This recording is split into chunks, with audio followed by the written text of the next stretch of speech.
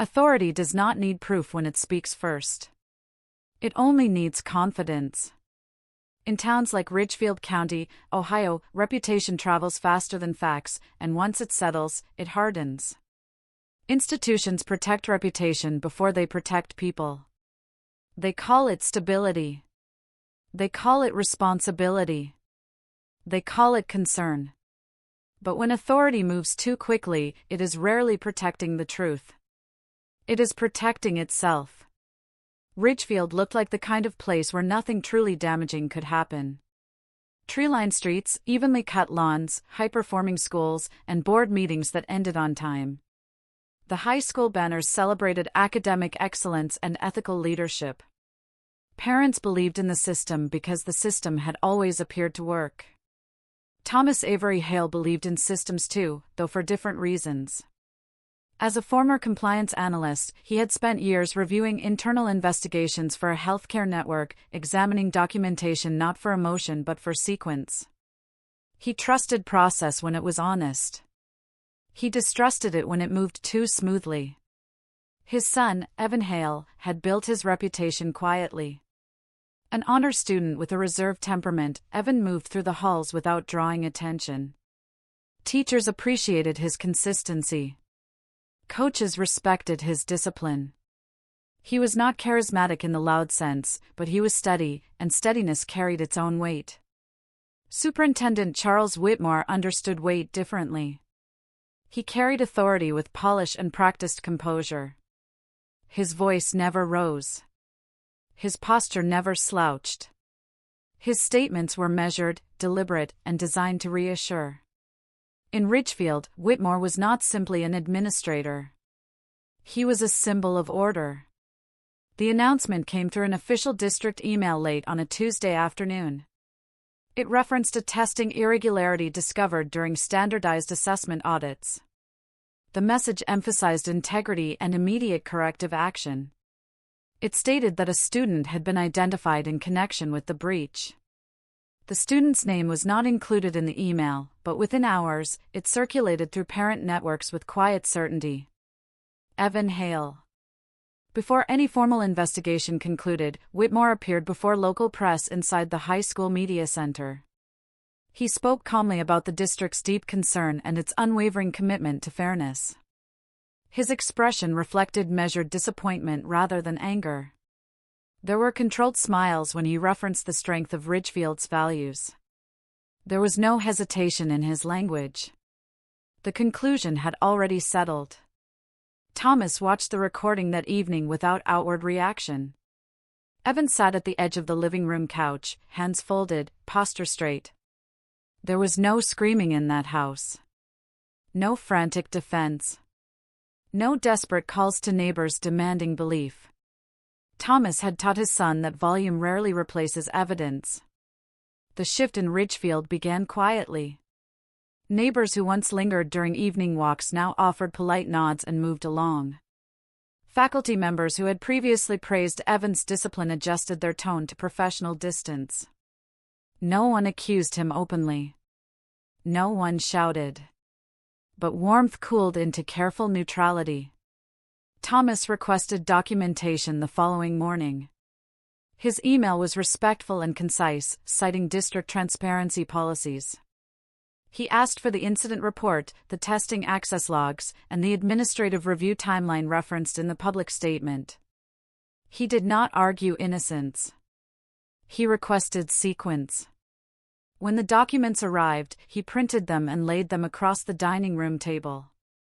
He read once for narrative, then again for timing. The irregularity had allegedly been detected at 2:16 p.m. Evan's interview was documented at 2:39 p.m. A disciplinary recommendation had been drafted at 3:04 p.m. The efficiency was remarkable.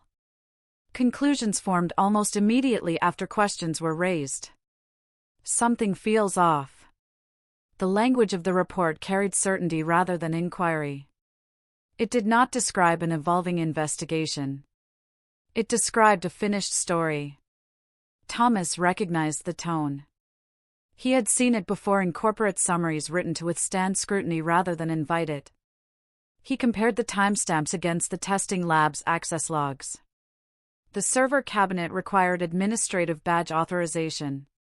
The log reflected an override entry at 2:11 p.m., 5 minutes before the irregularity was officially discovered. That detail was not referenced in the report. Thomas did not attend the next school board meeting. He did not confront Whitmore in the hallway. He did not encourage Evan to defend himself publicly. Instead, he opened a new digital folder on his laptop titled Ridgefield Audit. He saved every file twice, once locally and once to encrypted storage. Silence was not surrender. It was preparation. 3 days later, he filed a secondary records request for metadata associated with the incident's summary document. The district responded within policy. When the file properties opened on his screen, he leaned back slowly, breathing evenly. The final version of the incident summary had been modified 3 hours after his original records request had been logged by the district office. He studied the revision history carefully. The edits were subtle. A sentence restructured. A timestamp clarified. Language tightened. But one detail stood out more than the rest. The internal author listed on the original draft was not Superintendent Whitmore. It was not any member of the official review committee. It was a senior administrative figure whose name had never appeared in public statements, never mentioned in board minutes, never associated with the investigation. Thomas felt no surge of anger. Only confirmation. Institutions moved quickly when they felt watched. He closed the laptop gently and looked across the room at his son, who sat quietly reading as though nothing in the world had shifted. Thomas understood then that this would not be a fight fought in public. It would be a long game built on documentation, timing, and patience. Authority had spoken first. But it had not spoken last. Paper does not panic. It preserves sequence. It does not rush to defend itself or adjust its tone to calm a room. It simply records what happened and when. Thomas Avery Hale trusted paper more than public statements because paper could be examined without emotion attached to it. In Ridgefield County, where authority carried weight and smiles softened conclusions, sequence mattered more than sympathy. He began assembling a structured documentation binder the morning after discovering the metadata revision. It was not dramatic. There were no slammed drawers or restless pacing. Thomas moved with quiet precision, printing every document he had received and organizing them chronologically across the dining room table. Each page was labeled with a small notation in the corner, cross-referenced with digital copies saved in encrypted storage. He did not annotate feelings. He annotated time. Evan watched him from across the room, saying little. There was no speech about injustice, no dramatic reassurance. Thomas believed loyalty did not require volume. It required steadiness. The house remained calm. The routines remained intact. Dinner was served at the usual hour. Homework was completed at the usual desk. The world outside might have shifted its posture, but inside the Hale home, composure held. Thomas quietly retained an independent digital auditor, a former systems consultant named Gregory Larkin who had once specialized in server integrity investigations for private corporations. The engagement was discreet. No public filings. No announcements. Gregory reviewed the district's testing server access logs alongside the administrative timeline provided in the incident report. The first layered detail emerged within hours. The official summary stated that the irregularity had been discovered at 2:16 p.m. However, server logs indicated an administrative override code had been entered at 2:11 p.m., 5 minutes before the irregularity was documented. That sequence did not confirm misconduct. It suggested anticipation. Thomas added the finding to his binder without commentary. The second layer involved security badge scans. The testing room server cabinet required authorized entry, logged electronically. The badge assigned to Assistant Principal Dana Mercer registered entry at 2:09 p.m. The official report did not mention her presence in the room until after 2:20 p.m. The difference was small, but precision mattered. Paper left footprints. Gregory then reviewed the draft disciplinary memorandum obtained through the metadata request. An earlier version described the findings as pending verification. The final version removed that phrase, replacing it with confirmed irregular conduct. The shift was subtle, almost imperceptible to a casual reader. To Thomas, it reflected movement from inquiry to conclusion. He did not react emotionally. He continued stacking sequence. 3 days later, another discovery surfaced. Among the internal email exports attached to the document history was a message chain dated the evening before Whitmore's press statement. The subject line referenced alignment prior to state review. One sentence stood out: "We need to control exposure before the audit window closes." The language was restrained but revealing. It did not prove wrongdoing. It revealed priority. Thomas read the email twice, absorbing its tone rather than its accusation. Institutions rarely framed concealment directly. They framed it as management. He placed the email behind a new tab labeled Communications. Meanwhile, another element quietly shifted into view. The hallway camera outside the testing room had been listed as undergoing scheduled calibration during a 12-minute window spanning 2:08 p.m. to 2:20 p.m. That window overlapped precisely with the badge entry and administrative override timestamp. Calibration logs showed no prior notice of maintenance, only a retroactive entry in the facilities system. Thomas felt the weight of recognition settle gently rather than violently. Something feels off had matured into structured clarity. Yet he remained silent publicly. He did not confront Dana Mercer. He did not email Whitmore. He did not attend board meetings armed with printed evidence. The long game required timing. Through legal counsel, Thomas filed a formal preservation notice requiring the district to retain all digital records, including server backups, internal communications, and camera footage archives. The notice was courteous but firm, referencing potential evidentiary relevance. It was not an accusation. It was a safeguard. The community, meanwhile, continued its careful distance. Evan walked through hallways where conversations lowered subtly as he passed. Teachers maintained professionalism but avoided warmth. Evan did not complain. He observed his father's posture and mirrored it. Loyalty moved quietly between them, expressed not in speeches but in shared steadiness. Weeks passed without public escalation. Silence became strategy rather than weakness. Thomas knew that premature exposure could allow narratives to adjust before accountability could anchor them. He waited for sequence to complete itself. Then Gregory called with a measured update.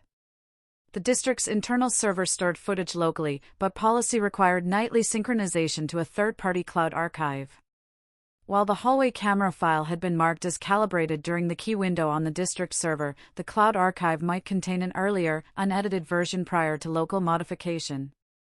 Thomas felt his pulse slow rather than quicken. The possibility did not bring excitement. It brought gravity. Through counsel, he submitted a narrowly tailored records request directed at the district's contracted cloud storage provider. The language cited preservation obligations and referenced the previously filed notice. The request moved quietly through official channels. Days later, confirmation arrived from the cloud vendor's compliance office. Archived footage for the relevant date had been preserved according to standard retention protocol. An unedited file existed outside the district's local system. Thomas closed his laptop and rested his hands lightly on the table. Paper did not panic. Systems remembered. And somewhere beyond Ridgefield's polished statements and controlled smiles, a version of events existed that had never been rewritten. The calmest room often hides the most urgency. Ridgefield's boardroom had always been a place of order, a space where decisions were wrapped in civility and approved beneath soft lighting and carefully arranged seating. Nothing in that room ever looked chaotic. That was its strength. That was its danger. On the evening of the public board meeting, the air inside the auditorium felt composed, almost ceremonial. Parents filled the seats in polite silence. Faculty members clustered near the walls. The district seal projected behind the podium seemed larger than usual, a quiet reminder of institutional permanence. Thomas Avery Hale took a seat in the third row from the back, posture straight, expression neutral. Evan sat beside him, hands folded, gaze steady. Superintendent Charles Whitmore approached the podium with his usual measured confidence. His tone carried the practiced gravity of someone accustomed to reassurance. He spoke again of integrity, of standards, of deep concern. The word fell softly but repeatedly into the room, shaping perception without appearing forceful. There was no accusation spoken directly, yet the implication lingered between sentences. The district had acted responsibly. The district had followed procedure. The district had protected fairness. No screaming. No chaos. Just composure. Thomas did not focus on the speech alone. He watched posture shifts across the stage. Assistant Principal Dana Mercer, seated 2 chairs from Whitmore, avoided scanning the audience. Her attention remained fixed on a binder resting in her lap, though she did not turn its pages. The district's legal counsel, a presence typically reserved for budget votes or contractual disputes, sat prominently at the far end of the table, hands clasped tightly.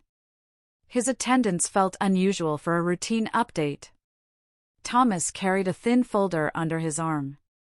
Inside were printed copies of the public incident summary and the earlier internal draft Gregory Larkin had recovered. He had highlighted differences in phrasing, pending verification replaced with confirmed irregular conduct. Initial observation revised to established breach. Subtle shifts that changed tone from inquiry to certainty. As Whitmore continued speaking, Thomas traced those highlighted lines in his mind. Language reveals intent, he often reminded himself. Institutions rarely lie outright. They adjust emphasis. During the public comment period, several parents expressed appreciation for the district's swift handling of the matter. They praised transparency and decisive leadership. Their words were calm, even supportive. No one mentioned Evan by name, yet the narrative seemed settled. The room had accepted the explanation provided. Thomas felt no urge to interrupt. Timing mattered more than reaction. He had learned long ago that exposing incomplete evidence too early allowed narratives to reassemble themselves around it. He remained seated, hands folded, eyes attentive. After the meeting adjourned, clusters of quiet conversation formed along the aisles. Faculty members offered polite nods but little more.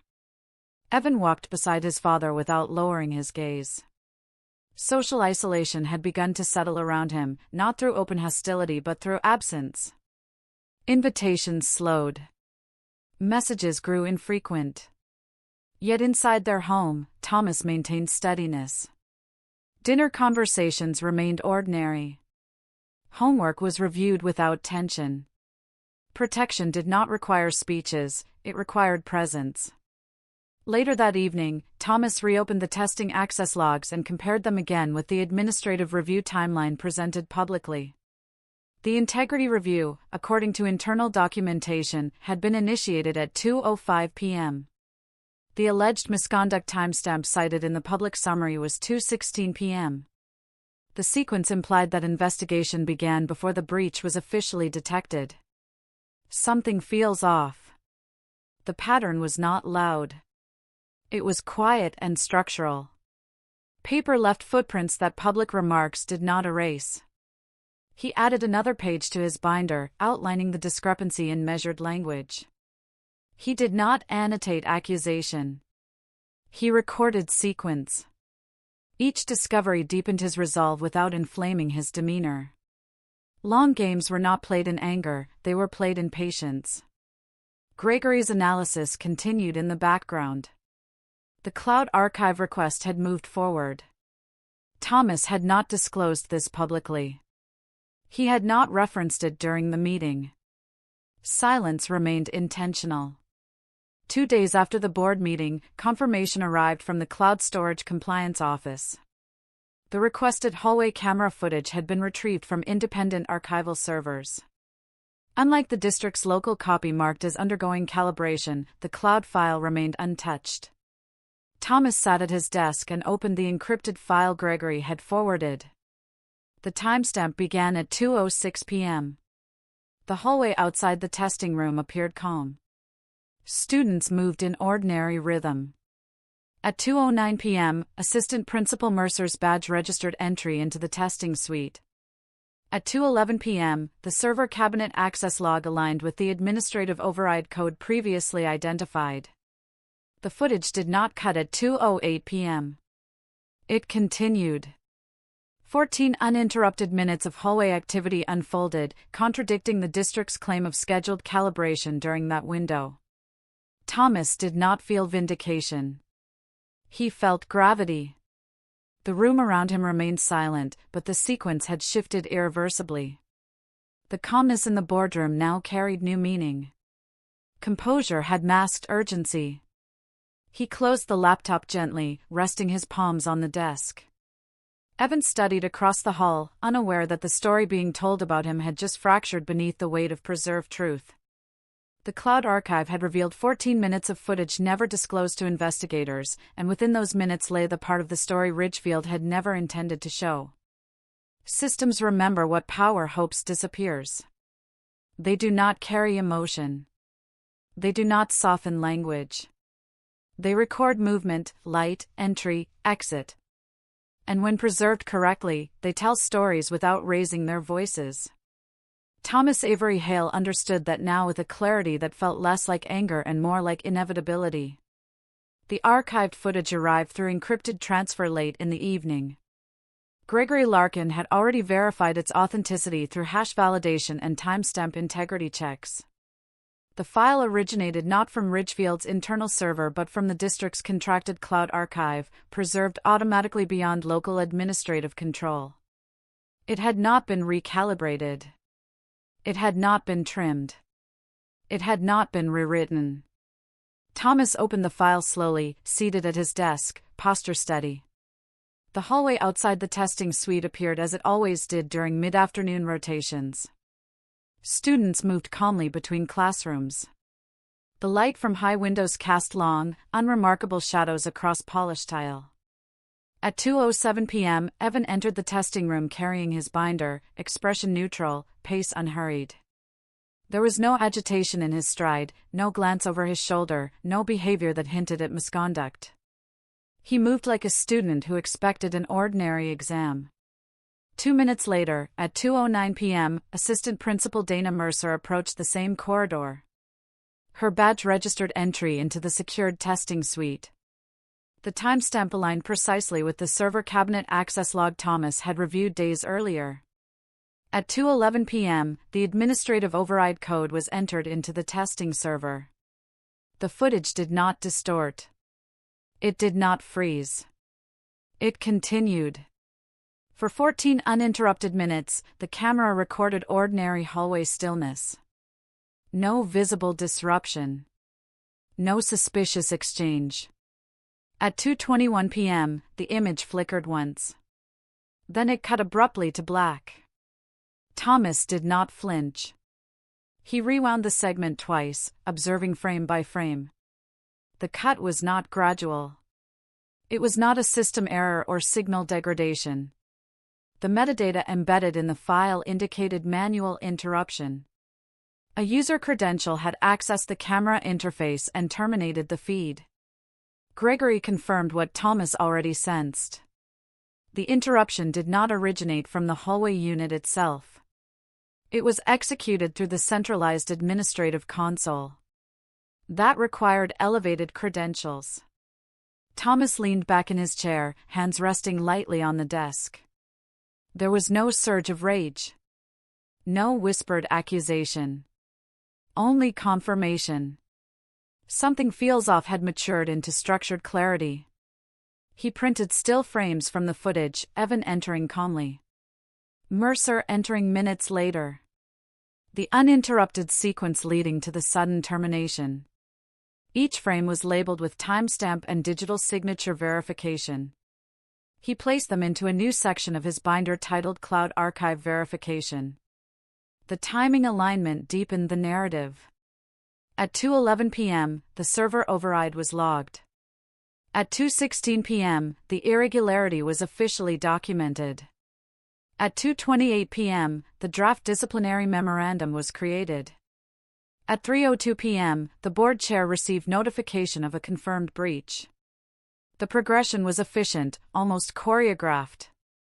Thomas did not assume motive. He documented sequence. He duplicated the archived file to encrypted external storage and forwarded a secured copy to legal counsel. Gregory independently timestamped the footage through third-party verification software to establish evidentiary integrity. No step was rushed. Every duplication created a chain of custody. The following morning, Thomas submitted a formal notice to the State Education Compliance Office. The letter was measured, devoid of accusation. It referenced preserved footage inconsistent with publicly stated calibration claims and requested independent review of testing protocol adherence. It attached no editorial commentary. Only data. Silence remained his strategy. He did not attend school grounds that day. He did not email Whitmore. He did not confront Mercer. Ridgefield continued its routines, students arriving on buses, faculty gathering in lounges, Whitmore maintaining public composure. But beneath the surface, sequence was rearranging itself. Evan sensed the shift without being told details. He noticed his father's steadiness had deepened, not tightened. At dinner, conversation remained ordinary, yet there was a quiet assurance in Thomas's posture. Loyalty expressed itself through presence, not promise. 3 days later, Gregory completed a deeper metadata audit on the camera termination.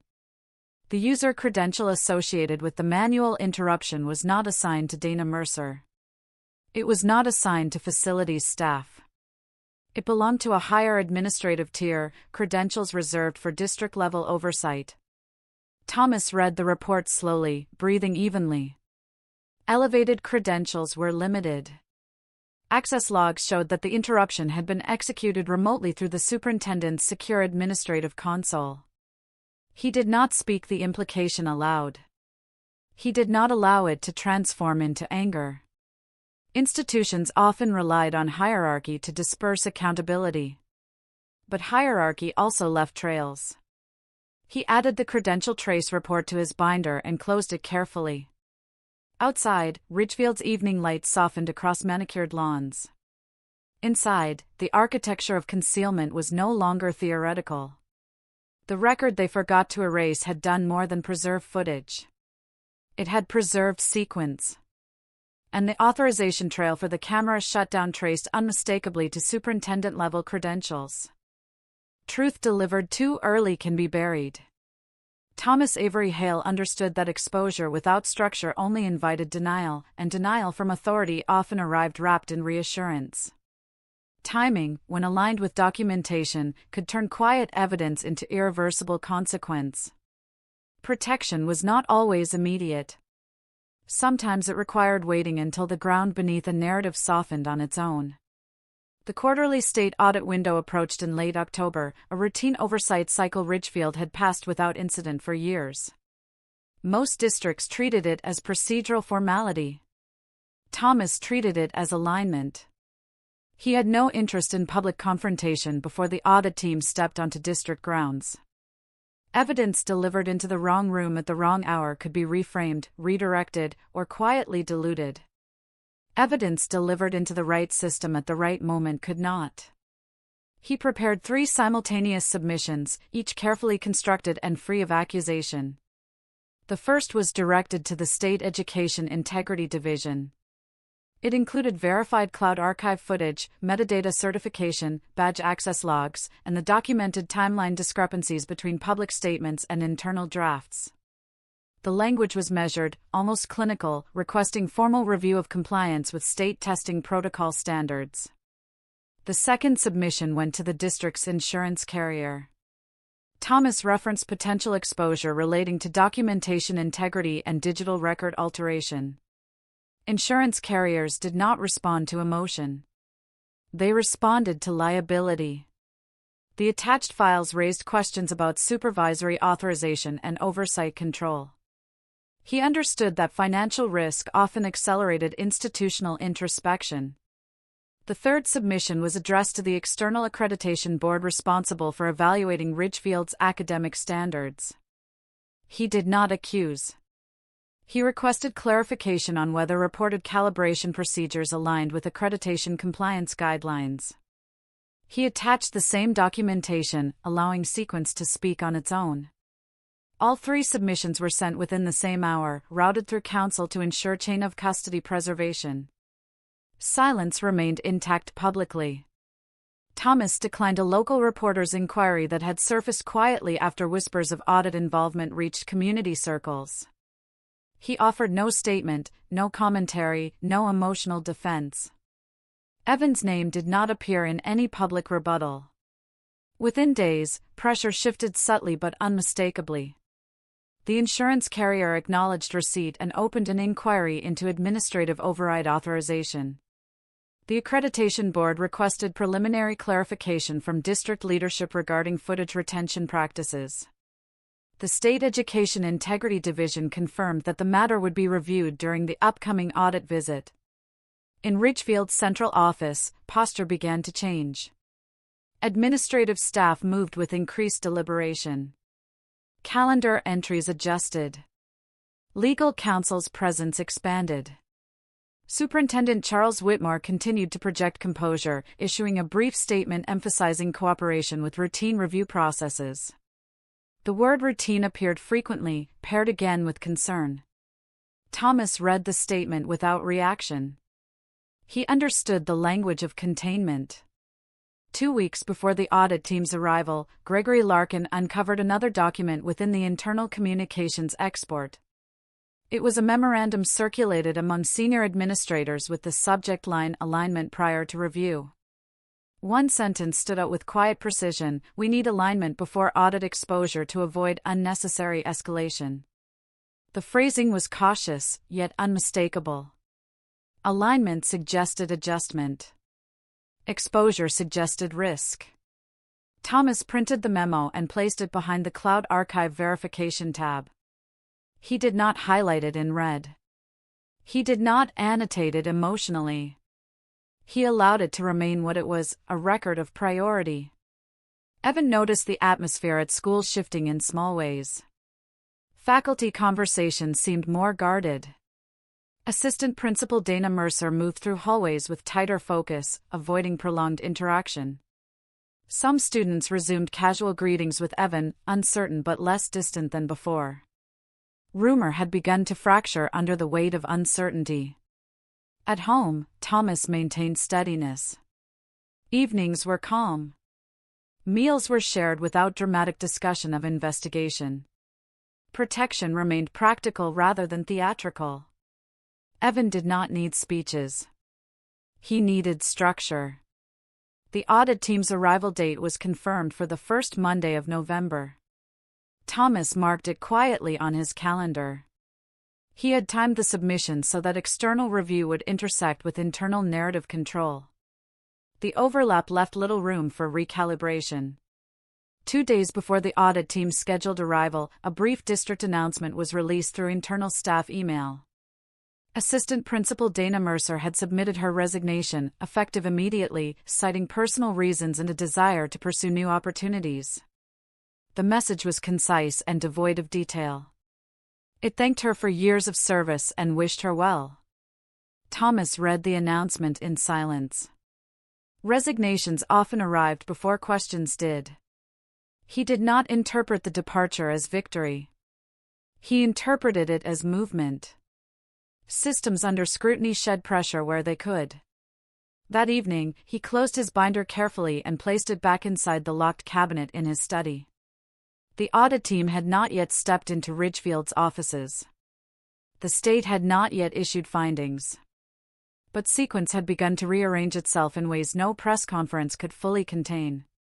Assistant Principal Mercer's resignation landed quietly across the district 2 days before the audit team arrived, and it left behind a question that could no longer be answered with a smile.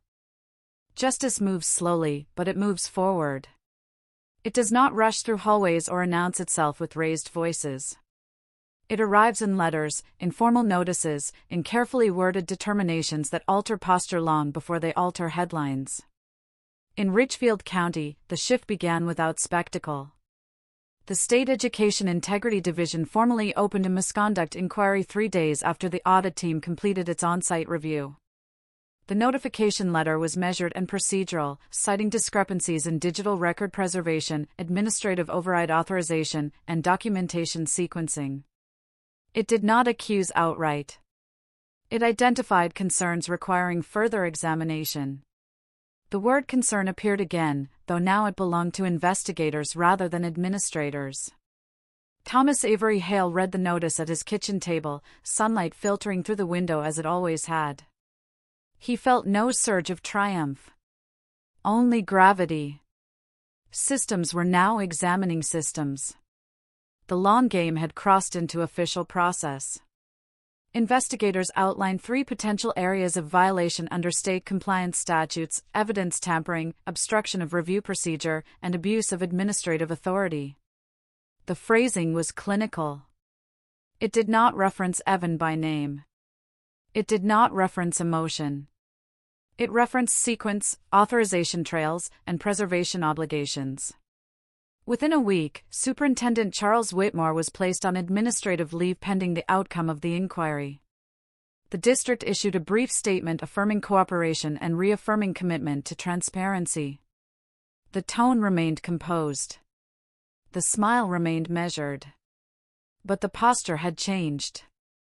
Authority no longer stood at the podium with certainty, it stepped back under review. The district's insurance carrier followed with its own determination. After reviewing the submitted documentation and the state's preliminary findings, it withdrew liability defense coverage for individual administrators connected to the override authorization.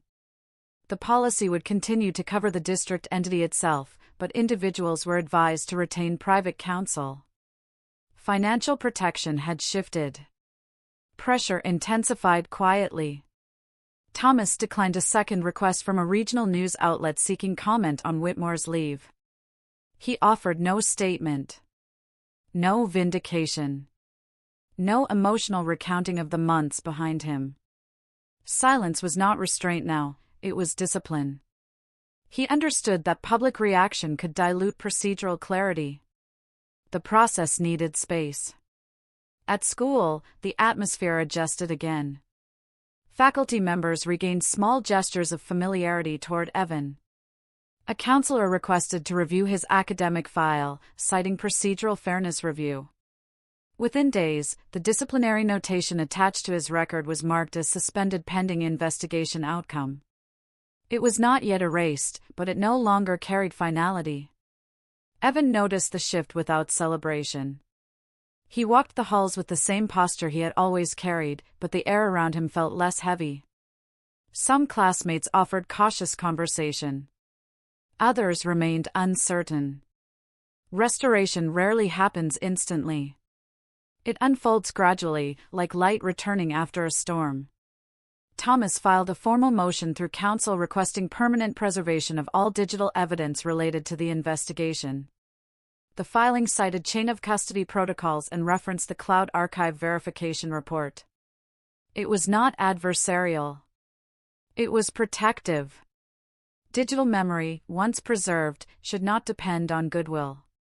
The court clerk stamped the motion without ceremony. Another record entered sequence. Weeks passed as investigators continued reviewing authorization credentials and internal communications. Gregory Larkin assisted state auditors in interpreting metadata pathways, explaining how manual interruption logs aligned with centralized console access. The analysis remained technical, not emotional. Precision mattered more than rhetoric. Then the confirmation arrived. Investigators formally concluded that the hallway camera shutdown could not have been executed through assistant-level access. The termination required superintendent-tier secure credentials linked exclusively to Charles Whitmore's administrative console. The override event timestamp matched his credential activity log. Thomas read the findings slowly, allowing each line to settle. There was no dramatic release of breath, no tightening of fists. Only confirmation of what sequence had already suggested. That evening, he sat with Evan at the dining table as always. The house felt unchanged, yet something beneath it had realigned. Protection had not required shouting. It had required patience. Ridgefield continued to operate. Buses ran on schedule. Classrooms filled each morning. Yet within the district's central office, authority now faced structured accountability. Consequences were unfolding without spectacle, clean and procedural. Justice had moved quietly. And it had moved forward. Investigators confirmed in writing that the camera shutdown required direct authorization from Whitmore's secure credentials. Power depends on trust. Once trust fractures, power thins. In Ridgefield County, the fracture did not come with sirens or spectacle. It came in court filings, in structured language stamped with official seals. Authority, once unquestioned, now stood beneath examination. The state's formal indictment against Superintendent Charles Whitmore was filed on a quiet Monday morning. The charges reflected the findings investigators had already confirmed: evidence tampering, obstruction of a state compliance review, and abuse of administrative authority. The language was restrained, almost clinical, yet its weight reverberated across the district. The same composure Whitmore had once projected at podiums now appeared in written defense statements issued through counsel. The tone remained calm. The posture remained measured. But the certainty had thinned. Dana Mercer, the assistant principal who had resigned weeks earlier, was formally charged with falsifying documentation related to the testing review timeline. The indictment referenced the revised disciplinary memo, the altered phrasing that shifted pending verification to confirmed irregular conduct. It cited badge scan discrepancies and the internal alignment memo uncovered during the audit. No dramatic confession followed. No public confrontation occurred. The process unfolded through filings and scheduled hearings. Thomas Avery Hale did not attend the press availability outside the courthouse. He did not speak into microphones. He did not repeat the timeline he had spent months constructing. His silence was not bitterness. It was consistency. He had never sought spectacle. He had sought alignment. Within the district, board turnover began quietly. 2 members announced they would not seek re-election. Another stepped down citing personal reasons. Special sessions were scheduled to review governance policies. Public attendance at meetings increased, not in anger but in attentiveness. The narrative once framed as a single student's misconduct began to dissolve into a broader examination of oversight. Policy reform proposals emerged from state recommendations. Mandatory third-party footage archiving became a central measure, ensuring that digital records would synchronize automatically beyond local administrative reach. Automatic audit triggers were drafted into compliance manuals, requiring state notification if override codes were entered during active testing windows. Independent compliance oversight committees were established, composed of educators, legal professionals, and community representatives with no reporting ties to district leadership. These reforms were procedural, almost technical, yet they carried emotional resonance. They signaled that systems could learn. They suggested that protection could evolve beyond intention into structure. The community's posture shifted gradually. Conversations in grocery store aisles softened. Neighbors resumed longer greetings. Teachers, once cautious, began offering even small gestures of normalcy, an invitation to rejoin an academic club, a recommendation letter quietly prepared in advance of college applications. Reintegration did not arrive as applause. It arrived as familiarity returning. Evan carried himself as he always had, disciplined, reserved, steady. He did not speak publicly about the months behind him. He did not recount isolation or uncertainty. He moved forward, anchored by the example his father had set. Protection had not been loud. It had been patient. Thomas observed the changes without visible relief. There was no celebration in the Hale home. No raised glass marking vindication. He understood that accountability was not about winning. It was about restoring proportion. He did not refer to Whitmore with anger. He did not frame Mercer with resentment. He accepted that fear and self-preservation often distort judgment. Acceptance did not erase consequence, it contextualized it.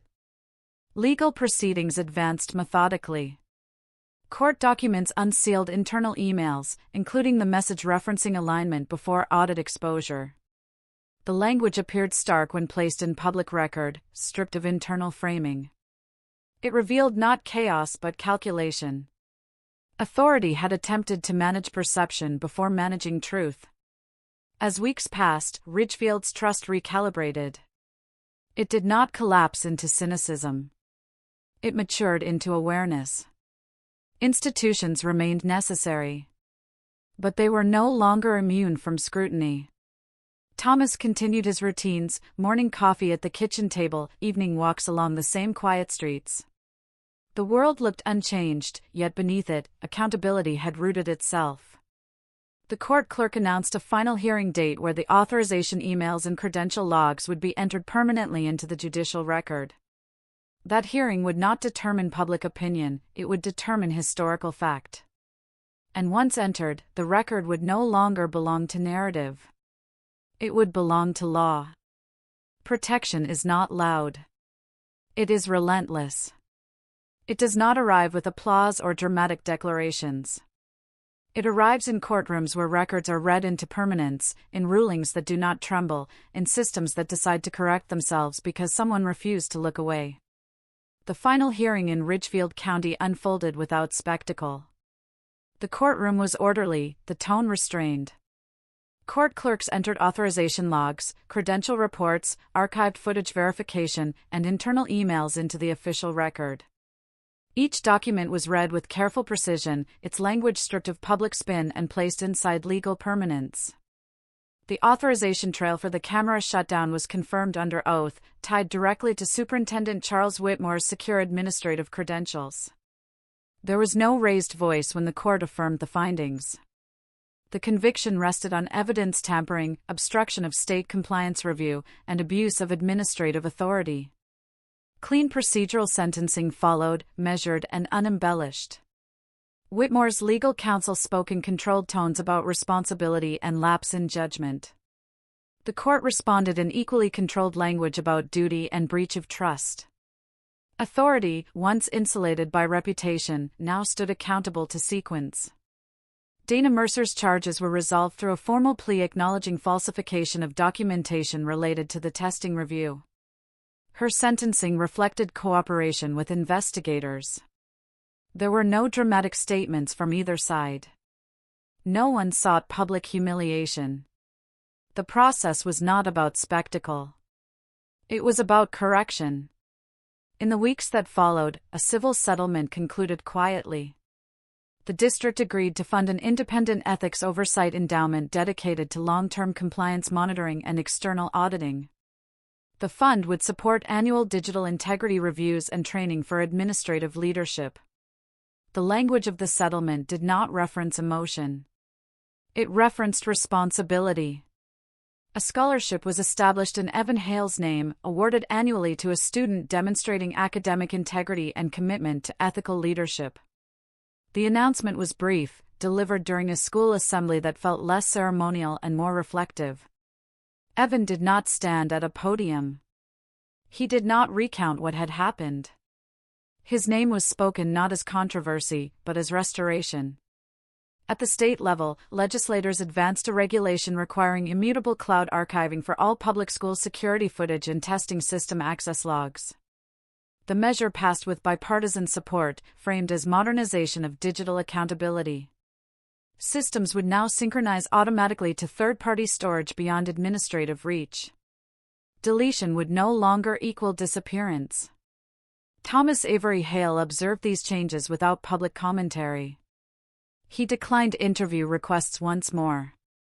He did not write an opinion column. He did not appear on local television. His work had never been about narrative dominance. It had been about sequence, about ensuring that what happened was recorded accurately and permanently. Life in Ridgefield adjusted back to rhythm. Buses arrived on schedule. Board meetings resumed with renewed attentiveness. The community's trust did not vanish, it matured. Parents read policy updates more carefully. Administrators referenced compliance language with greater respect. Authority remained necessary, but it no longer floated above scrutiny. Evan moved forward with quiet dignity. College applications were submitted with letters of recommendation that reflected not controversy but character. The isolation he had once felt dissolved gradually, replaced by ordinary conversations and shared projects. He carried no visible bitterness. What remained was steadiness. Thomas returned fully to routine. Morning coffee at the same kitchen table. Evening walks beneath familiar streetlights. The documentation binder remained stored in a locked cabinet, not as a trophy but as a reminder. Protection had not required shouting. It had required patience, silence, timing, and accountability. In quiet moments, Thomas allowed himself reflection without resentment. He understood that authority can misjudge when fear of exposure overrides commitment to fairness. He accepted that institutions are built by people capable of error. Accountability had corrected that error. Forgiveness, for him, meant releasing the need to replay it. Protection is not loud. It is relentless. It reads the record when others skim it. It waits when others rush. It documents when others dismiss. It trusts timing more than volume. It refuses to let silence become erasure.